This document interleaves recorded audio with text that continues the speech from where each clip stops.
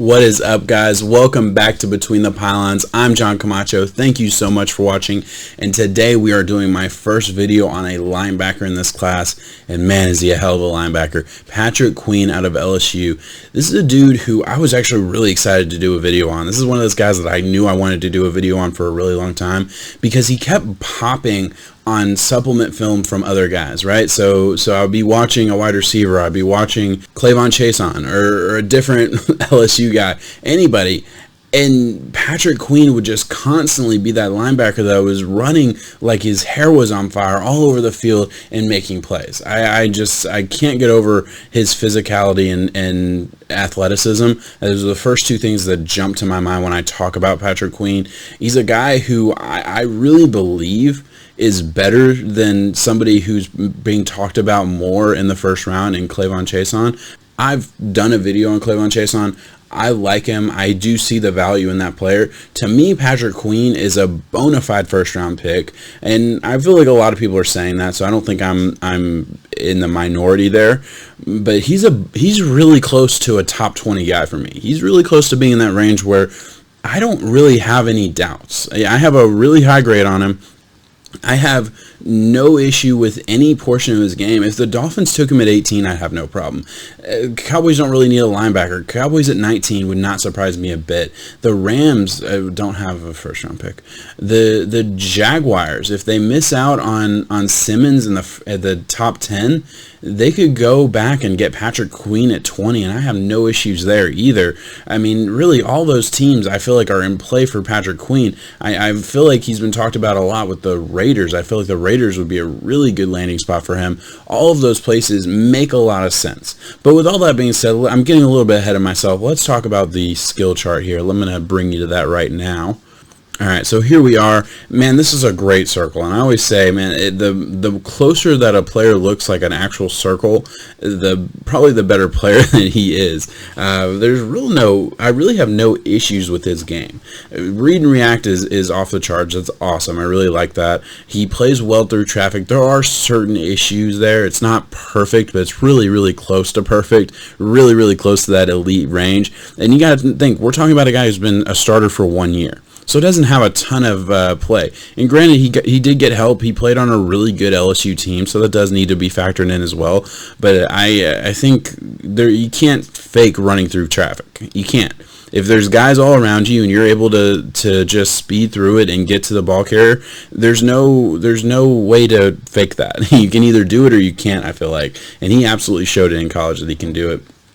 Amazing athleticism. This dude is built for the modern NFL, where you have to be able to play the run, play the quarterback on the run, and play the tight ends and wide receivers as well. I feel like he can do all of that pretty well to varying degrees of success, and I will get to that. Tackling, I have no problem with as a tackler. He is a willing and active tackler. He's pretty good in man coverage. He does have good movement skills, so that's a very close to elite, but very positive plus grade. When we talk about zone coverage, I feel like he gets lost a little bit in zone. There's some issues there. It's not major at all. It's still a plus grade. I like his coverage ability. Again, I like his movement skills. He's just a very fluid player in general, and there's not a lot of issues there for me. I will show you one example when we get to the film portion of the video that there could be an issue down the line, but I don't think it will be. It's just something that I am going to bring up.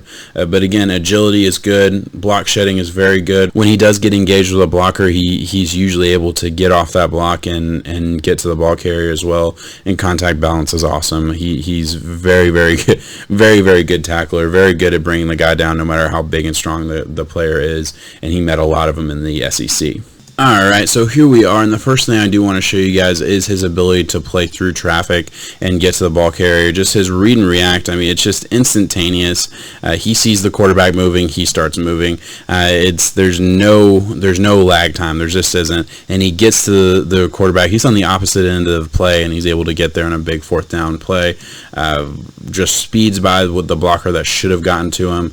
And I'm going to show you guys just kind of how the entire defense does a really good job, but I feel like he's able to produce because the rest of the defense does do their job.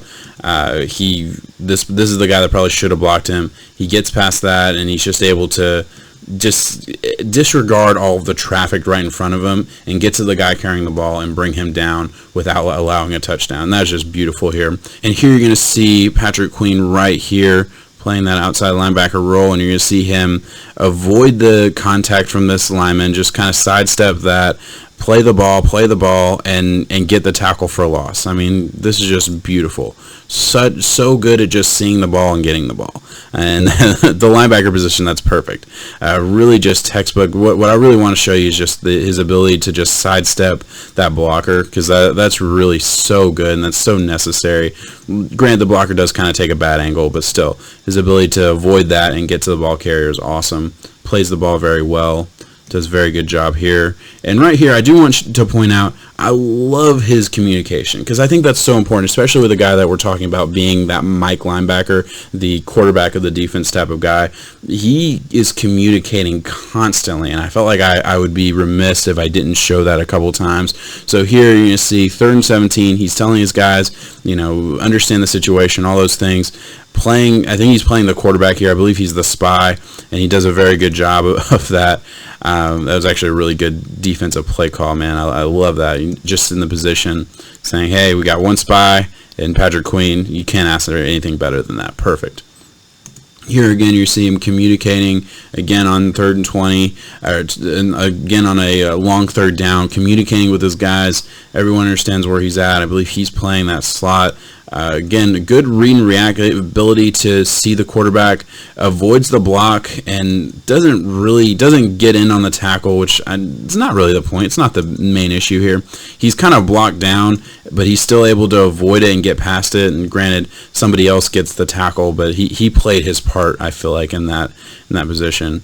But really, the main part was just his communication skills. Show that one more time. Not perfect, but still very, very good. And here we are. I'm just going to show you Patrick Queen blitzing. This is just a blitz, just to show kind of all the tools in his tool bag.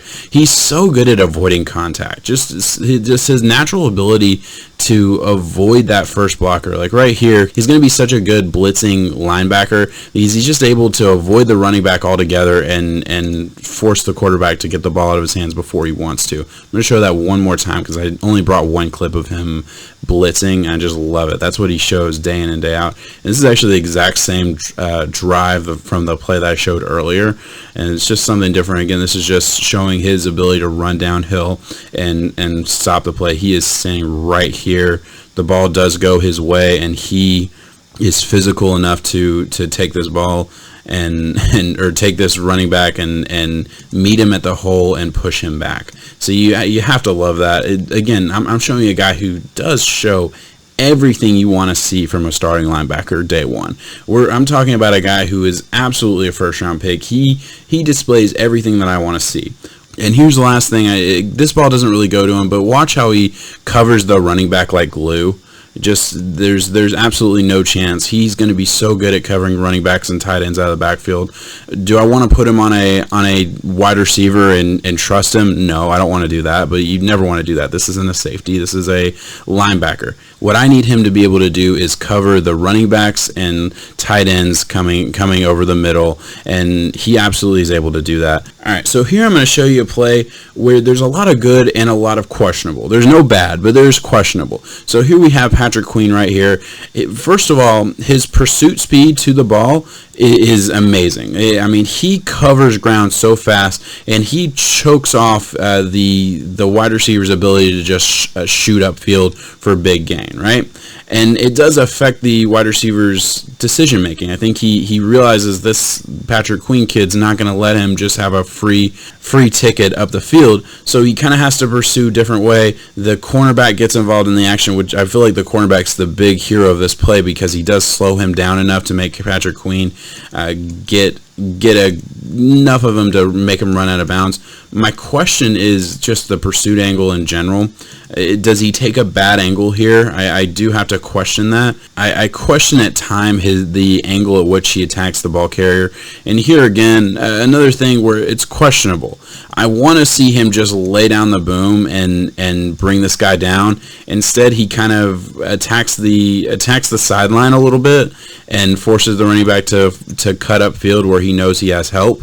I do question it. I don't love the angle. I'd love to see him just make that tackle in space.